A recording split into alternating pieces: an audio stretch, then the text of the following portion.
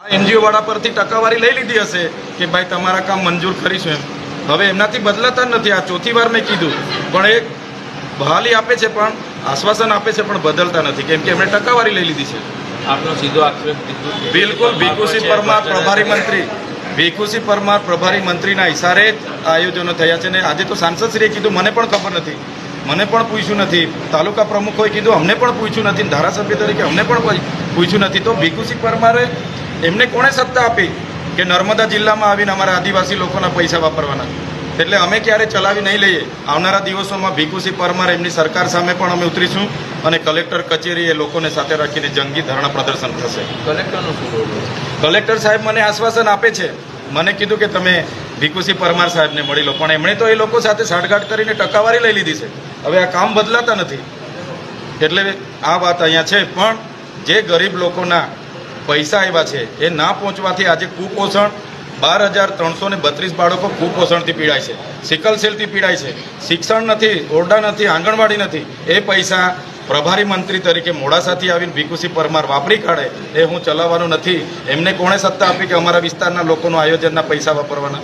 એ હું ક્યારે ચલાવું નહીં। બીજી જો વાત કરીએ તો અગાઉ જે એક મીટિંગ થઈ જેમાં આપણે દર્શનાબેન કરવા પાછળનો ઉદ્દેશ શું છે? ગુજરાત પેટાની તત્વની ચર્ચા આ જ મીટિંગ કરવા પાછળનું કારણ શું? મારી ગેરહાજરીમાં કોન્ટ્રાક્ટરો આદિ ને એનજીઓને સાથે રાખીને પ્રભારી મંત્રી દ્વારા કામો મુકાઈ ગયેલા છે।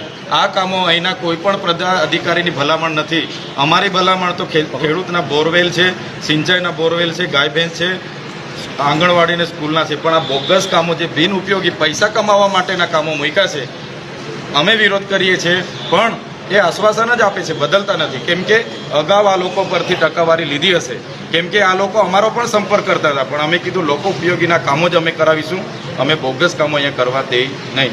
આગળની મીટિંગની જે વાત કરીએ તો આપને દર્શનાબેન હાજર હતા અને સાંસદ નતા હાજર ને સાંસદ પછી અકળાયા। આજે દર્શનાબેન હાજર નથી, ઘડીકમાં સાંસદ નથી રહેતા, એટલે એ તો એમનો એકબીજાનો વ્યક્તિગત ઝઘડો હશે તો કરતા હશે, મારે કોઈ એની સાથે નથી। પણ મારા લોકોના પૈસા આવ્યા છે, આદિવાસી સમાજના ઉત્થાન માટેના 60 કરોડ રૂપિયા આવ્યા હતા અને એમાં જો ભીખુસિંહ પરમાર પ્રભારી મંત્રી તરીકે પોતે આયોજન કરી દે એ હું ક્યારે ચલાવવાનો નથી।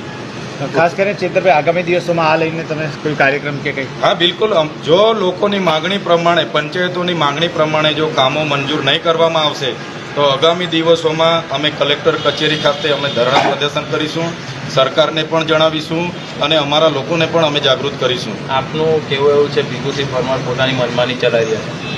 પ્રભારી મંત્રી એટલા માટે નિમવામાં આવે છે કે જિલ્લાનું સંકલન સરકાર સાથે સારું થાય અને સુચારું આયોજન થાય એના માટે નિમવામાં આવે છે। એમને અધિકાર નથી કે નર્મદા જિલ્લાના લોકોના ગ્રાન્ટના પૈસાએ આયોજન કરી જાય, અને એ પણ આદિવાસીના 60 કરોડમાંથી 45 થી 50 કરોડ એમણે આયોજન કર્યું છે। હું ક્યારે ચલાવવાનો નથી। આવનારા દિવસોમાં આની તપાસ પણ કરાવીશ અને મારે આગળ જવું હશે તો એમના વિરોધમાં હાઈકોર્ટમાં અને ફરિયાદ પણ મેં કરીશ।